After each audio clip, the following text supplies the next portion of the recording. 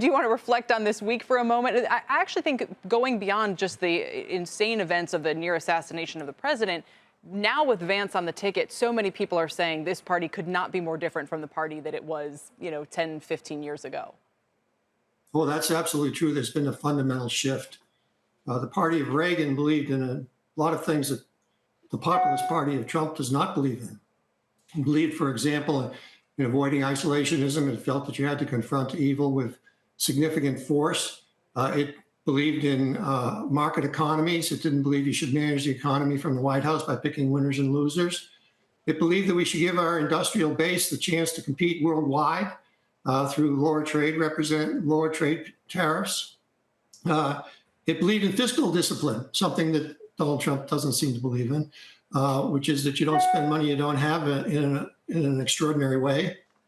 And so the Reagan policies of the Republican Party that carried it through the 90s and 2000 period has basically been abandoned, and the party has moved to a populist position. And I think one of the ironies of the populist position is that the Democratic Party also has a problem. They're moving to what I call a European socialist model. But if you look at the European socialist model and you look at the populist ideas, they aren't that far apart. In fact, to some extent, they're two sides of the same coin. Absolutely. Protectionism, isolationism, no fiscal discipline. And so there's an irony here of coming together, of confluence, even though they claim they're significantly different, between the Democratic Party, which is moving towards European socialism, and the Republican Party that's moving towards fervent populism. And I think that's very well said. And under that lens, when we talk about Biden's proposal to cap rents at 5%, could that be a Trump administration? Would they contemplate trying to fight inflation that way, or do you think they know better? No, I think, but they've put this in perspective. Basically, what President Biden is talking about is rent control. And it's ironic that Jason Furman, who was head of the Economic Council under Obama, claims that rent control is one of the most disreputed policies in history. And he was a Democratic leadership. But what Senator Vance has proposed is that you limit investment from market-oriented forces like private equity into housing. And that's essentially has the same effect, because basically the only way you reduce rent is by expanding supply and improving the quality of the rental units. And the only way you're going to get that to happen is by having capital available. Well, capital flows is fungible. It doesn't flow into things that don't make money. Right. And so if you're going to put rent control in, you're going to reduce capital. And if you're going to limit the ability of the folks who have the capital, specifically the private equity groups or other groups like that, to invest in housing, then you got to reduce the supply. And the practical effect is the same. They may be different policies, but the effect is the same, which is you reduce rental units and the quality of rental units. I mean, look at New York. New York's the absolute perfect example. Oh, indeed. And so let me ask this. If I were to say to you, okay, what is the best way to increase housing supply to drive down rents? Part of me, I want to know how you would say, I hear the question and I say, if rents are high enough to bring new people into the market, they'll come into the market. And if they're not, then they shouldn't come in. But I guess that's not a popular point of view. I mean, what would be your take on it? Well, it's certainly not a thumbnail view that gets votes. So you're obviously not running for house killing.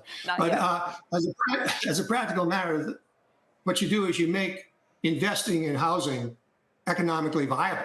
And one of the best ways to do that is to get the interest rates back to something more normal, not down to zero where they were, which was totally wrong for such a long time. You get it to a more normal level, and that's going to happen. Obviously, Chairman Powell has clearly said he's going to start moving interest rates back down. And when interest rates start to come down, then you get people being willing to take mortgages out and buy housing or participate, or people being willing to invest in building new houses because they can afford the cost of borrowing the money. Yeah. And that's the best way for the economy to get more housing and lower rental. Yeah, I mean, maybe you do some incentives just on the developer side of it, or make it, clear through red tape.